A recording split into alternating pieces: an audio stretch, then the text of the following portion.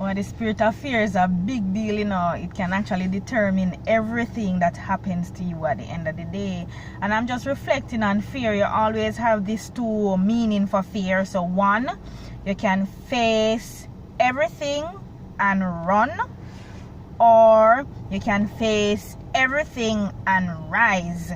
So fear in a sense is like a two-sided coin. So you basically need to see which side you're gonna choose. And people who are courageous, people who are bold, people who decide say me go do this thing anyway, no, it's not that we lack fear. It is because we know the fear, but we kind of put the faith above the fear. You understand? Hear what my Marianne Williamson says. Our deepest fear is not that we are inadequate. Our deepest fear is that we are powerful beyond measure. It is our light, not our darkness, that most frightens us. We ask ourselves, who am I to be brilliant, gorgeous, fabulous, talented? Actually, who are you not to be? You are a child of God. Your playing small does not serve the world. There is nothing enlightened about shrinking so that other people won't feel insecure around you. We are all meant to shine, as children do. When we were born to make manifest the glory of God that is within us. It's not just in some of us, it's in everyone. And as we let our own light shine, we unconsciously give other people permission to do the same. As we are liberated from our own fear, our presence automatically liberates others. And that is so true. You know, sometimes you do something because you see somebody else do it, and you say, but if them do it, me can do it too. You have this saying that say, what man has done, man can do. So if there's anything out there you see anybody doing, you can do it too. You understand? And I'm thinking of this as a ripple effect too. So can you imagine you throw a stone into a puddle of water? You realize the different places. Sometimes you read some place and you don't even know, and it was because of you. You understand? Somebody see you get up and you push through. I'm always referring to business, for example. Sometimes we are so fearful to start a business because you say, boy, man, them are going to thief me, or them are going to rob me, or the same employers, them are going to rob the things them. And you think of so many things that can go wrong. So you don't even bother start the business. But sometimes we don't look on the other effect, that if you start, you can actually, because of your action of fighting fear, you kind of encourage and give others the permission to do the same. You understand?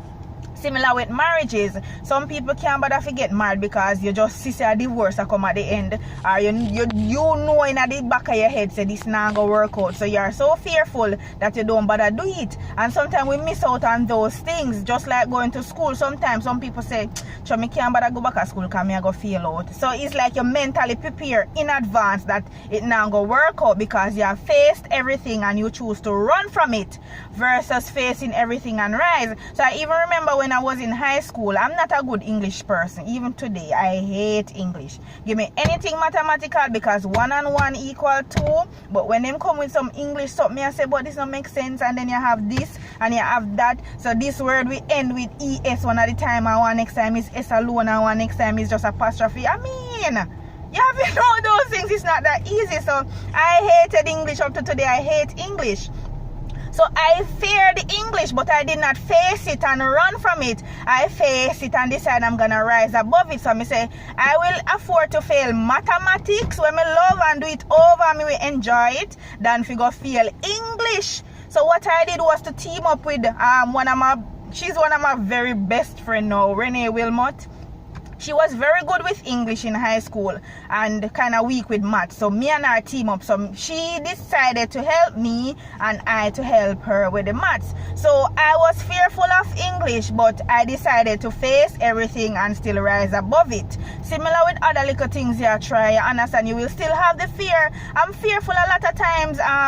a lot of people know that I'm kind of reserved and shy. I have this shy personality. Me no like talking a crowd. Me no like do that. But then I'm looking in the back of my head and I say, but most successful business person or most leaders or most people who are pushing and championing their family, they are not shy. You cannot be shy and make it in this world. So I decided, say, me have to go find whatever avenue I need to find to get rid of that shyness and that fear. So I had started doing some promotional selling. So I was selling stuff. So I had to like set up little booths and kind of promote this stuff. And I deliberately used those avenues to get rid of the shyness. So I had to talk to people. I had to be talking, and then that kind of take time, push the fear factor at the back, and you get a little more bold, and you get your lessons learned. Sometimes people shame you still enough. I guess all of those are necessary to form the person who you are today.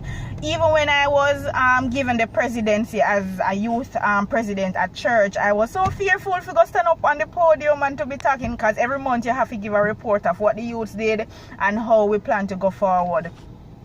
And I was so nervous for few of the occasions, but now it comes with ease. So there are times when we are fearful of something, but you can't sit and run from it. You basically have to push yourself out there, and eventually that will be taken away from you, and you realize that you're more bold, you're more confident, you're able to speak up more in the workplace too. Now, but that thing say you can't be shy in the workplace, because people are looking for persons who have that posture, who have that boldness, who have that confidence, who then believe, say, you know, say, me could have hand over the company to you, do, because you look like you have sense and you can talk, and you talk things that make sense. You understand? I'm not praising myself. You definitely know I'm not doing that, but I'm just showing you my experience, that those are some of the issues I had, and I decided, say, that can't work, and therefore I found avenues to get that out. So you may be having the same challenge where you're probably fearful, or you're the backbench type of person. You don't like to be in the limelight, you don't like to be at the front, and so on. But there are times in our life, even in your family,